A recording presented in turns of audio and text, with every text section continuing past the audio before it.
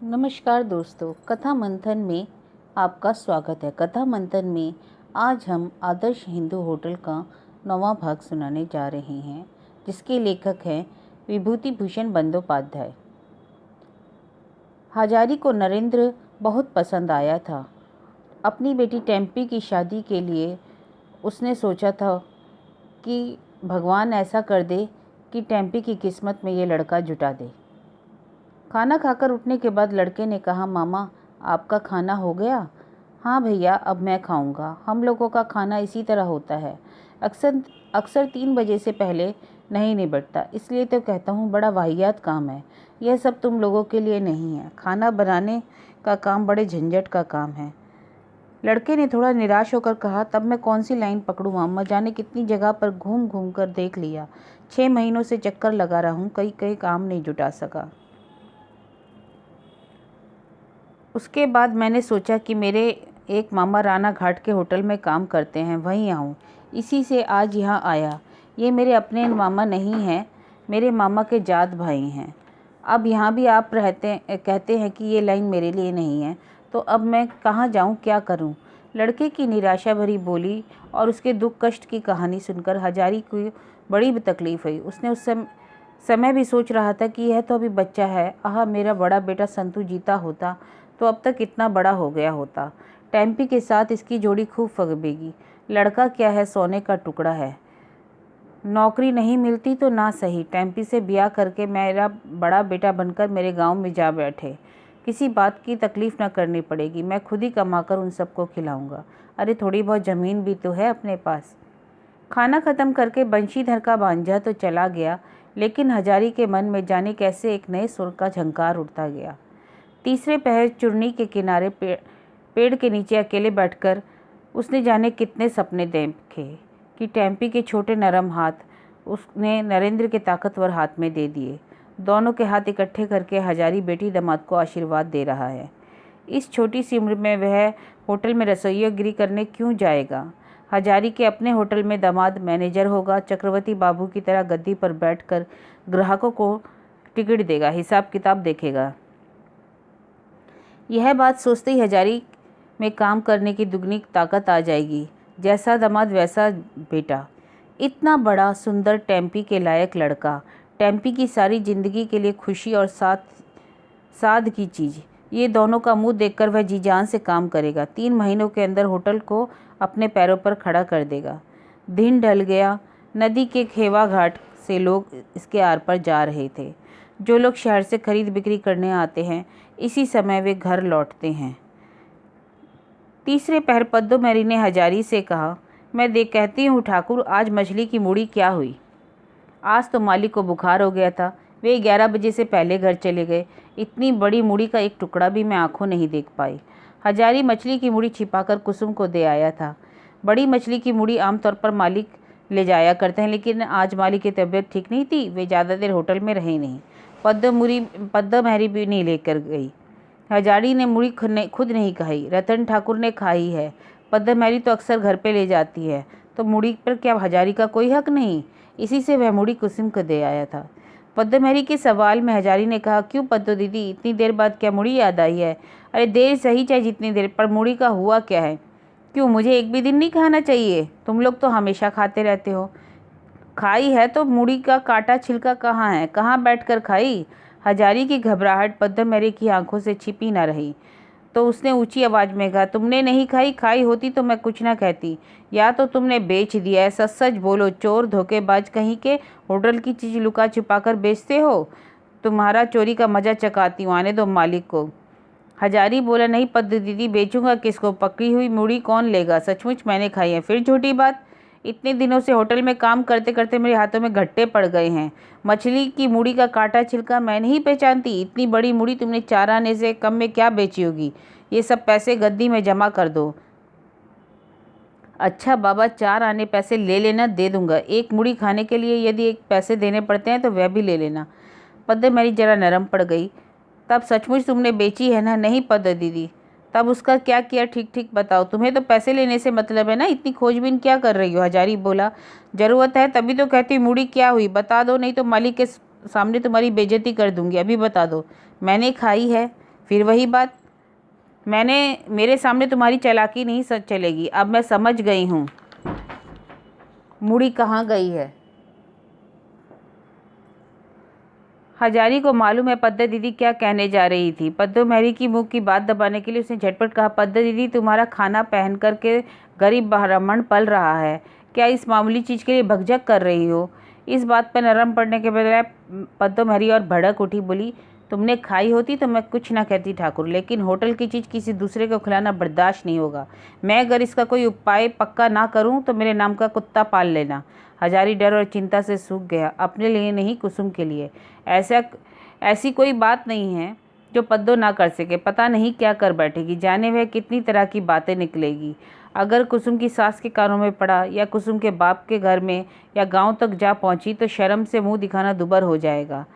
पद्दा मेहरी चली गई। सोच विचार कर हजारी रतन ठाकुर की शरण में गया। हजारी उसके रिश्तेदार के बिना पैसे लिए खाना खिलाने में षड्यंत्र में शामिल था, लिहाजा रतन हजारी की ही तरफदारी करेगा। उसने कहा, तुम कोई चिंता न करो हजारी भैया, पहले से अगर मेरे को बता देते तो मैं पद्दो मेहरी को समझा देता। कुछ देर बाद शाम होते न होते बेचू चक्रवर्ती आए। नौकर ने हुक्के का पानी बदलकर तंबाकू भर दिया। बेचू चक्रवर्ती ने हुक्के को हाथ में लेकर धूप गंगा जल दे दे, फिर पद्दो से बाजार की फहरिस्त देने को कह दे।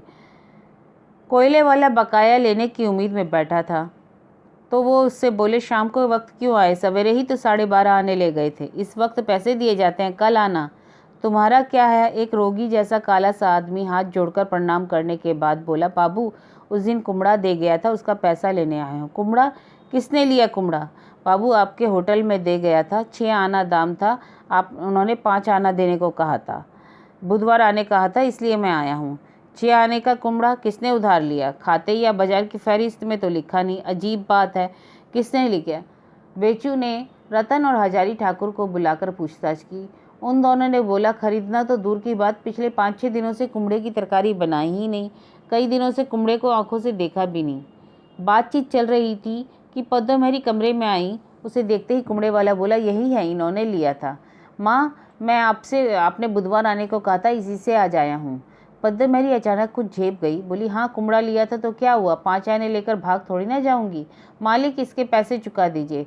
बेचू चक्रवर्ती ने बिना कुछ कहे सुने कुमड़े वाले के पैसे चुका दिए, वह चला गया। रतन ठाकुर ने अलग जाकर हजारी से कहा, पद्दो दीदी हाथों हाथ पकड़ के गई, लेकिन मालिक बाबू की ममता देखी तुमने? हजारी बोला, देखता आ रहा हूँ, अगर मैंने कुमड़ा लिया होता तो पद्दो मुझे रसातल भेज देती। मालिक बाबू उसी की हाँ में हाँ मिलाते हैं, लेकिन यह तो हम तुम नहीं हैं। अब तुम जरा पद्दो दीदी से मुड़ी की बात कह दो, नहीं तो वे मालिक के कान भरेगी। रतन ने पद्दो मेहरी को अलग ले जाकर कहा, ओ पद्दो दीदी, गरीब बावन तुम्हारे दरवाजे पर पड़ा पेट पाल रहा है, उस बेचारे के साथ ऐसा क्यों करती हो? अगर एक मुड़ी खा ली तो इतने दिनों से काम कर रहा है, इसके लिए अपमान तो ना करो। सभी तो लेते हैं, कोई तो लेने से बाज नहीं आता। क्या तुम नहीं लेती? मैं नहीं लेता। बेचारी को क्यों संकट में डाल रही हो? पद्दो मेहरी ने कहा, उसने नहीं खाई है, यहाँ से ले जाकर अपनी दुलारी कुसुम को दे आया है। क्या मैं दूध पीती बच्ची हूँ, समझती नहीं? रतन ने हंसकर कहा, जो मर्जी आए पद्दो दीदी, हमारा तुम्हारा क्या है, उसने खाई या किसी को दी, इससे क्या मतलब। कुमड़े के मामले में पद्दो मेहरी जरा हक्का बक्का रह गई थी, इसीलिए उसने रतन की ठाकुर इतनी आसानी से मान ली। उसने कहा, उसे मना कर देना कभी ऐसा काम ना करे, नहीं तो मैं अनर्थ कर दूंगी। उस रात होटल का काम धंधा निपटाकर हजारी चूर्णी के किनारे टहलने चला गया। चटक चांदी रात थी, लगभग 12:30 बज रहे थे। जरा सा से आज कैसा सर्वनाश हो जाता। वह अपनी चिंता नहीं करता है तो कुसुम के लिए। गांव देहात में इसकी कितनी बदनामी हो जाती तो उसका जीना मुश्किल हो जाता। सोचते सोचते रात के लगभग 1:30 बज गए। जब वो स्टेशन पर आया था तब नॉर्थ बंगाल एक्सप्रेस आ खड़ी हुई थी। अब स्टेशन पर सन्नाटा छा गया है, क्योंकि इतनी रात को कोई गाड़ी नहीं आती। 4 बजे फिर गाड़ियों का आना जाना शुरू होगा। होटल का दरवाज़ा बंद है। शोरगुल मचाकर मोती को जगाने की उसकी इच्छा नहीं हुई। गर्मी बहुत है, इसलिए वह प्लेटफॉर्म पर ही जाकर के रात बिता देगा। आज की रात आंखों में नींद नहीं आएगी। सवेरे उठकर जब हजारी होटल के सामने आया तो उसने देखा होटल का दरवाज़ा अभी तक बंद है। उसे बहुत अचरज हुआ। हमेशा तो उठकर मोती दरवाज़ा खोल देता है। चीखने चिल्लाने पर किसी की आहट नहीं मिली। इसके बाद गद्दे के कमरे की खिड़की से झाँक कर देखा तो देखा वहाँ रोशनी है। क्यों? जब वह पलटकर आया उसने देखा कि बर्तन वाले कमरे का दरवाज़ा खुला हुआ है, कमरे के अंदर कोई नहीं है और मोती का कुछ अता पता नहीं है। ऐसा तो कभी होता नहीं। इसी समय उसने देखा जोधू बाबू के होटल का नौकर निमाई ग्वालपाड़ा से चाय के लिए दूध लेकर आ रहा है। जोधू बाबू के होटल में चाय का भी स्टॉल है, जहाँ बड़े तड़के चाय की बिक्री शुरू हो जाती है। हजारी के पुकारने पर निमाई पास आया। दोनों ने मकान के अंदर जाकर देखा। मोती खाने वाले कमरे में सोया मजे से खर्राटे ले रहा था। दोनों के पुकारने पर मोती हड़बड़ा उठा। हजारी ने पूछा, मोती दरवाज़ा क्यों खोला है? यह तो मुझे मालूम नहीं, तुम रात को थे कहाँ? दरवाज़ा किसने खोला? तीनों ने घर के अंदर जाकर देखा। मोती अचानक बोल उठा, हजारी भैया सर्वनाश हो गया, बर्तन बासन कहाँ गए? कुछ भी तो दिखाई नहीं पड़ता। यह क्या? तीनों ने रत्ती ढूंढ डाला, लेकिन बर्तन किसी कमरे में नहीं मिले। निमाई ने कहा, चाय का दूध दे आऊं? हजारी भैया सारे बर्तन गायब किसने कर दिए? अपने मालिक को बुला लाओ। इसी बीच रतन ठाकुर आया, वही जाकर बेचू चक्रवर्ती को बुला लाया। पद्दो महरी भी आई। चोरी होने की बात सुनकर पास के होटल के जोधू बाबू भी आ गए। बाजार के लोग इकट्ठे हो गए। थाने में खबर देने पर उस वक्त एएसआई नेपाल बाबू और 2 सिपाही आए। शोरगुल मच गया। तब तक बेचू चक्रवर्ती माथे पर हाथ देकर बैठ गए। लगभग 60-70 रुपये के बर्तन की चोरी के हो गई। बेचू चक्रवर्ती ने पूछा, हजारी रात को तुम कहाँ थे? बाबू प्लेटफार्म पर सोया था, गर्मी बहुत पड़ रही थी। नेपाल बाबू ने पूछा, इतनी रात को प्लेटफार्म पर सोए थे? किस प्लेटफार्म पर? जी, बनगांव लाइन के प्लेटफार्म पर, बेंच के ऊपर। वहाँ तुमने किसी ने देखा था? नहीं बाबू, उस वक्त बहुत रात थी, किसी ने नहीं देखा मुझे। कितनी? 1:30 से ऊपर हो रहे थे। इतनी देर कहाँ थे? मैं रोज रात को खाना पीना निपटने के बाद दोनों शाम चुन्नी के खेवा घाट पर जा बैठता हूँ। कल भी वहीं था। कभी और भी तुम होटल छोड़कर प्लेटफार्म पर सोए थे? कभी कभी सोता हूँ, लेकिन बहुत कम। इसी समय पद्दो महरी ने बेचू चक्रवर्ती से चुपके चुपके कुछ कहा। बेचू चक्रवर्ती ने नेपाल बाबू से कहा, दरोगा बाबू अंदर चलकर दया करके एक बात सुन लीजिए। कमरे के अंदर जाने का बात सुनकर नेपाल बाबू ने कहा, हजारी ठाकुर तुम कुसुम को पहचानते हो? हजारी का मुंह सूख गया। इस मामले में बेचारी कुसुम को क्यों ले आए? इससे कुसुम का क्या ताल्लुक? हजारी के चेहरे का उतार चढ़ाव नेपाल बाबू ने देख लिया। जवाब देने पर हजारी ने देर की तो नेपाल बाबू ने धमकाते हुए कहा, बात का जवाब दो। जी पहचानता हूँ। पद्दा महरी दरवाजे के पास मुंह पर आंचल दबाकर खड़ी थी। यह देखकर हजारी समझ गया कि उसने कुसुम की बात मालिक को बताई है। पद्दा महरी के उकसाने पर ही मालिक ने दरोगा से बात की है। कुसुम कहाँ रहती है? जी, ग्वालापाड़ा में। वह क्या करती है? दूध दही बेचती है। उसकी उम्र क्या है? 24-25। यह जवाब सुनकर पद्दा महरी जरा मुस्कुराई। हजारी की नज़रों में यह बात छिपी ना रही। दरोगा बाबू के सवाल का इशारा वह तब तक समझ नहीं पाया था, लेकिन पद्दो महरी की मुस्कुराहट से उसे सब कुछ समझ आ गया। तुम्हारे साथ कुसुम की जान पहचान कितने दिनों से है? हजारी बोला, मेरे गांव की लड़की है, बच्ची थी तभी से जानता हूँ। उसका बाप मेरा दोस्त है, हमारे मोहल्ले के पास ही रहते। तुम अक्सर कुसुम से मिलने जुलने जाते हो? नेपाल बाबू ने पूछा। बीच बीच में मिलता हूँ, गांव की लड़की है, देखभाल करना तो जरूरी है। बेशक जरूरी है, यहाँ उसकी ससुराल है। जी, उसका आदमी 5-6 साल हुए मर गया। घर में सास है, देवर का भी एक लड़का है। कभी कभी होटल से बनी चीज़ें उसे दे आते हो? लज्जा और संकोच से हजारी को जाने कैसा हो गया। हाँ बाबू, देता हूँ, झूठ क्यों बोलूँ, कभी कभी देता हूँ। पद्दा महरी खिलखिलाकर हंस पड़ी। तब नेपाल बाबू ने धमकाकर कहा, हंसी की क्या बात है? हंसने की जगह नहीं है, चुप रहो। लेकिन दरोगा बाबू के धमकाने से क्या होगा? पद्दा महरी को जैसे छूत की बीमारी लग गई। उसकी हंसी देखकर आसपास के लोग भी हंसने लगे।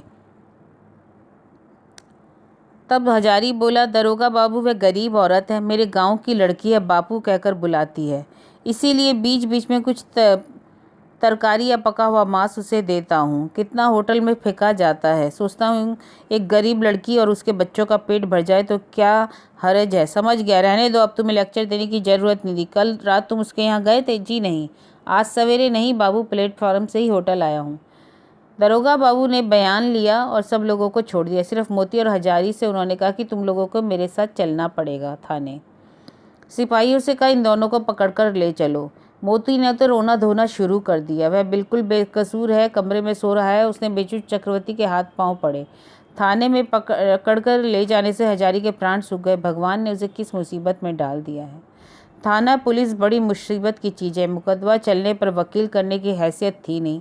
सफाई दिए बिना जेल में खटना पड़ेगा। कौन जाने कितने बरसों तक। खाना ना मिलने से बीवी बच्चे मर जाएंगे, और अगर जेल से लौटेगा तो कौन आसामी उसे नौकरी देगा। लेकिन उससे भी बुरी बात है, अगर इस मामले में कुसुम को घसीटेंगे तो उस बेचारी का क्या होगा।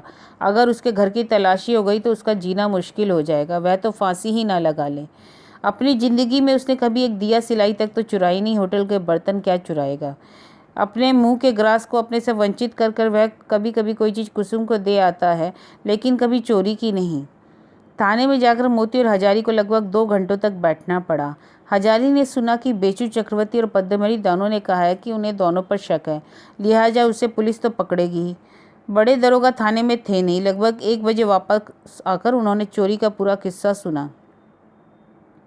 मोती और हजारी को अपने सामने हाजिर करने को कहा। हजारी हाथ जोड़कर दरोगा बाबू के सामने खड़ा हो गया। दरोगा बाबू ने पूछा, होटल में कितने दिनों से काम कर रहे हो? जी 6 साल से बाबू। बर्तन चुराकर कहाँ रखे? दुहाई बाबू, मैं उम्र 46-47 हो गई है, जिंदगी में किसी एक की बीड़ी तक की चुराई नहीं। वाहियात बातें रहने दो। तुमने उस नौकर से सलाहबाद से चोरी की, मिलजुल कर कहो। हाँ बाबू, इसके बारे में मैं नहीं जानता। मैं तो पिछली रात होटल में था ही नहीं। कहाँ थे? स्टेशन के प्लेटफार्म पर सो रहा है। क्यों बाबू? खा पी कर रोज चुन्नी के किनारे टहलने जाता हूँ। गर्मी बहुत थी इसलिए मैं वहाँ ज़्यादा देर तक रुक गया। लौटकर आया, देखा दरवाज़ा बंद है। इसी समय नेपाल बाबू ने बड़े दरोगा जैसे अंग्रेजी में जाने क्या कहा। दरोगा जी ने हिलाकर कहा, ओ अच्छा, कुसुम नाम की किसी औरत के यहाँ आते जाते हो? बाबू, कुसुम मेरे गाँव की लड़की है, बेवा है। मैं उसे अपनी बेटी जैसा समझता हूँ। बाप की तरह उसको मेरे को आदर सम्मान देती है। कभी कभी होटल में जो खाना फेंका जाता है उसे मैं कुसुम को यहाँ दे आता हूँ। पद्ममणि को यह बात एक आंख नहीं सुहाती है, इसलिए वे गंदी गंदी बातें फैला रही है। बाबू, आप देवता है, माथे के ऊपर है। मेरी उम्र 50 होने की जा रही है। वह ग्रस्त है।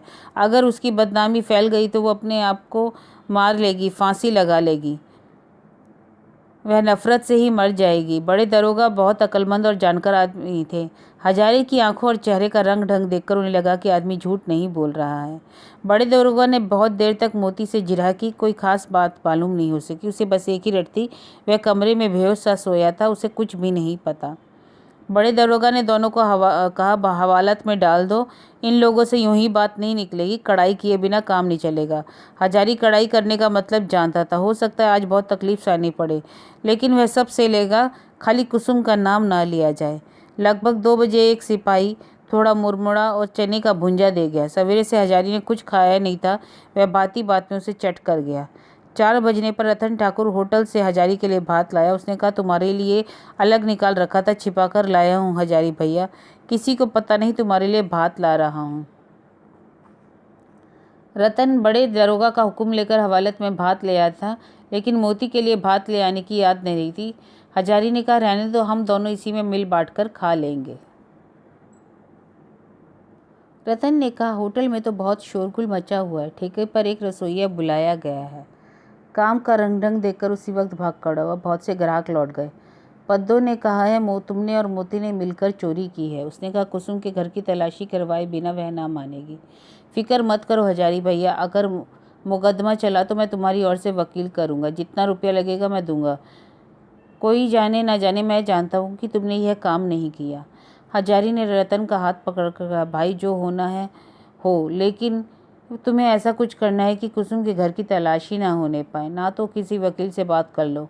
मेरी 2 महीने की तनख्वाह बाकी है, वह मैं दे दूंगा। रतन ने हंसकर कहा, तुम समझते हो कि मालिक तुम्हें अब तनख्वाह देंगे?